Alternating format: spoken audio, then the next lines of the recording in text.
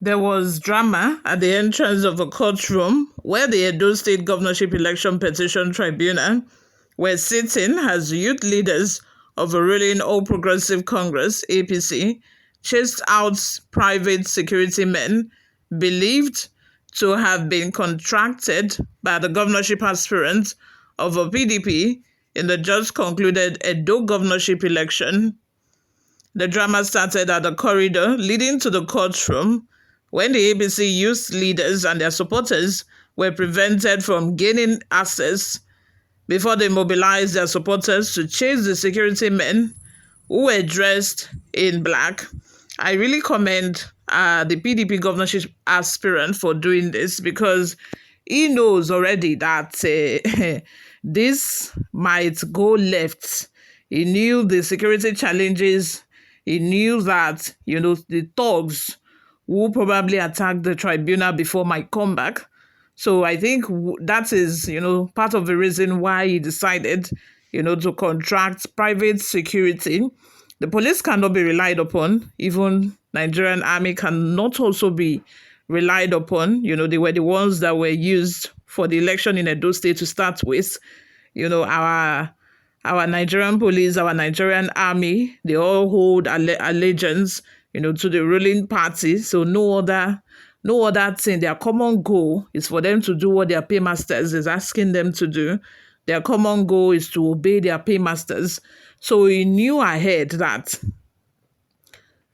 contracting private security is the best option, which I'm applauding. And on the other hand, you have the APC youth leaders and their supporters who wanted to gain access into the tribunal, but they were not allowed to. They knew that these private security men are standing in their way. They knew that, if these private security men are allowed to stay, they are not going to, look the other way while, things that are not supposed to happen in the courtroom happens, which is why, they had to mobilize other supporters and then they drove the security men away. Speaking to newsmen, two of the APC youth leaders, identified as Comrade Kelly and Tony Kabaka, said they have to chase them away as only the DSS and policemen were permitted to provide security at the courtroom. Says who? Ideally, that should be what should happen. The DSS and Nigerian police should provide security. But like I said, the PDP already knew. They knew that, these people cannot be trusted. Of course, they'll be one-sided. Their paymaster is the ruling party, APC, at the federal level, even at the state level. So they would only obey, what their paymaster is asking them to do. Instead of providing security for the tribunal in general, they would solely provide security for APC and then, carry out the orders of their paymasters. The PDP knowing this already, which was why they had to contract the private security firm. Meanwhile, former Deputy Governor of Edo State, Comrade Philip Shaibu, and Asu Ighodalo of the PDP were present inside the courtroom while the drama lasted. Before we go, let's take a look at some of the reactions we got online. Adolfo says, these known thugs, Kelly and Kabaka, were the same thugs that shot dead police at airports. IGP is aware, then Commissioner is aware, yet nothing happened. Where in a sane nation will a known thug be allowed to terrorize even court sitting? Only in Nigeria, my brother. This can only happen in Nigeria. It can never happen anywhere else. Like people usually say Nigeria is a banana republic. This is some of the reason why they call Nigeria banana republic. It is only in Nigeria that a well-known thug will be even more famous than educated people. A well-known thug will be even more famous than some governors and senators say, because, these are the people that they use for election. These are the people that they give money and they use them as instruments, to help rig elections. during campaign and election period, during the electioneering period. What do you expect? What do you expect? Kelly and Kabaka obviously are very well known. They are very popular thugs.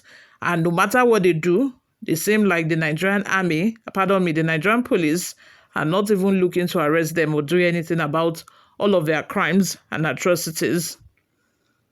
Sunday Osang says, who gave APC security duty at the tribunal? Nigerians are sitting down to watch this bunch of criminals destroy the country. What do you want us to do? Anyway, Atiku and Wike has killed PDP, let APC to finish Nigeria. After all, Lord Lugard gave us slow poison since 1914. Ka Chineke.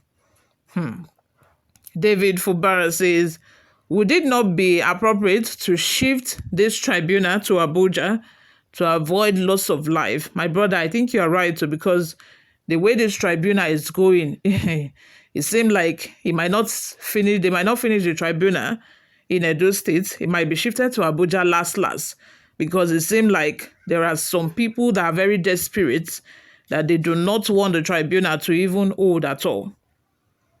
Ayalogo Eric says, APC government is Agbiru's People Congress. See what is happening in Edo State. APC can wear PDP wears and cause confusion, kill people, and police believe it's PDP. This is propaganda government. Also says APC will destroy Nigeria and the Nigerian police is looking the other way.